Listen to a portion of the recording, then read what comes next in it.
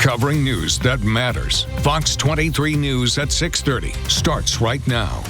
Thanks for joining me at 6:30. I'm Rick Maranon. Tonight we're going in depth on both the current situation between Iran and Israel and the big beautiful bill with Oklahoma U.S. Senator Markwayne Mullin. Mullin sits on the Senate Armed Services Committee and is one of the chief negotiators between the House and the Senate on President Trump's key legislative priority for his second term. Here is Senator Mullin, unedited. Senator, it feels like when it comes to Iran versus Israel, it feels like we're on the brink of something happening. Can you tell us anything as far as what the future may hold, as far as U.S. involvement or even troops?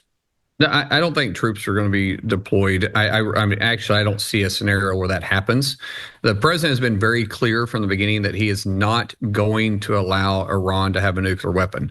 There's a lot of concern about it being a forever war. This isn't a forever war. This isn't about regime change. This is about keeping Americans safe.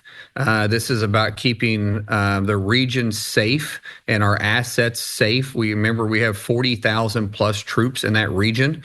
And Iran, who is the #1 sponsor of terror around the world, who funds the Houthis, Hamas, and Hezbollah, they would be disastrous if they had a nuclear weapon.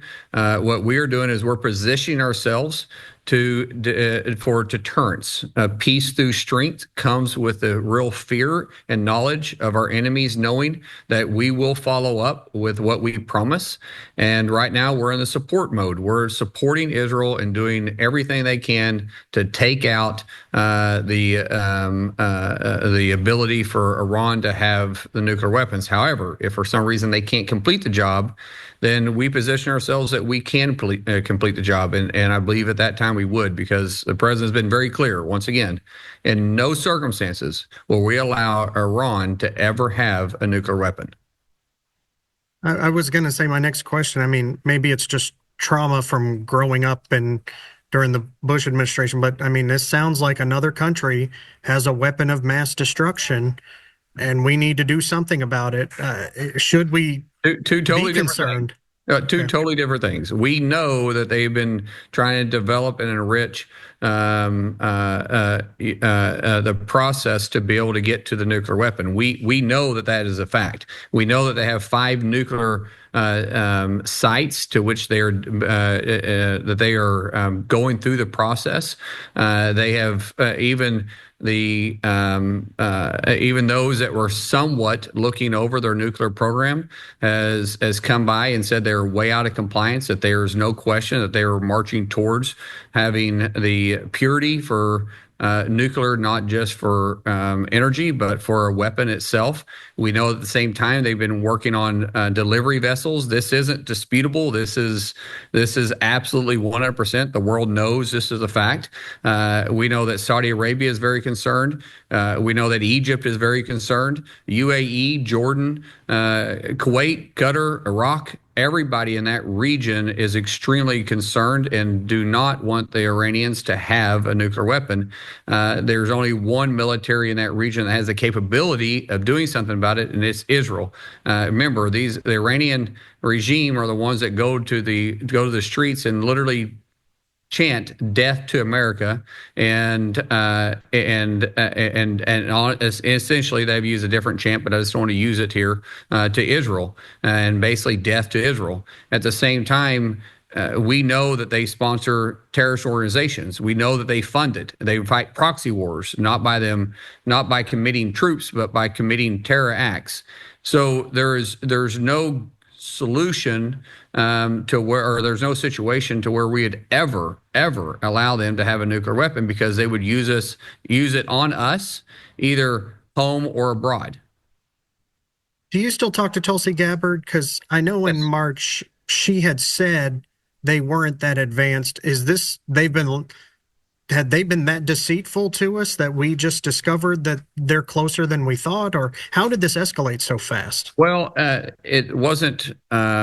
It was a lack of intelligence, to be quite frank with you. The current regime was a little bit more comfortable with the Biden administration. Remember, the Biden administration is the one that lifted sanctions. They're also the ones that hand-delivered pallets of cash in the tunes of billions, and we just kind of had our eye off the ball.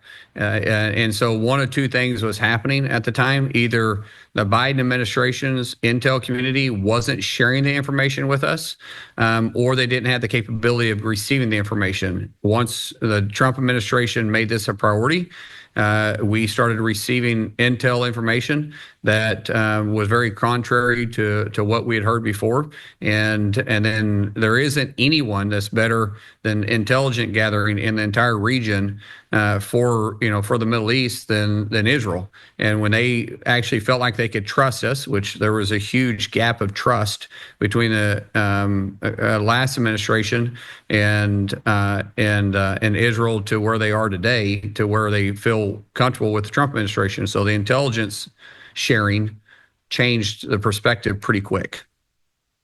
I do want to ask about the big beautiful bill. The concern I hear from people in your party who are at the state capitol here is they're wondering how fast some of these Medicaid changes are going to happen and SNAP benefits.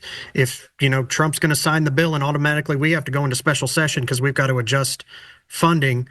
How fast do these changes are they going to happen? Can they just meet next year for session and rearrange whatever comes down the pike?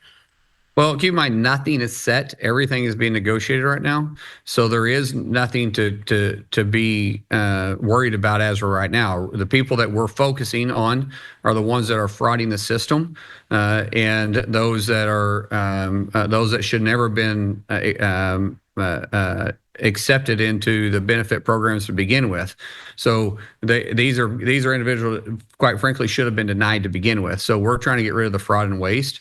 As far as some of the adjustments of reimbursement or the match, those are just discussions that we haven't finalized yet. And so it's too early to actually say what's going to be affected. And then is it going to be retroacted if we do that, or is it going to be moving forward for FY26? Or is this going to be retroacted for FY25? Those are all. That's all part of the communication that we're discussing. I'll have this discussion later this evening with leadership. Still yet trying to just figure it out how we're going to handle it. Is the July 4th deadline doable? Yes, absolutely. How much of a fine line are you walking? Because I saw your tweet about the SALT deduction. I was like, yes, like I get it. But you've got some who, in the moderates, who want this. You've got the Freedom Caucus that wants this. Is how fine of a line are you walking to try to get those votes? Depends on the day. Some days I'm on a tightrope, and some days I feel like I'm driving a really good country 2-lane road.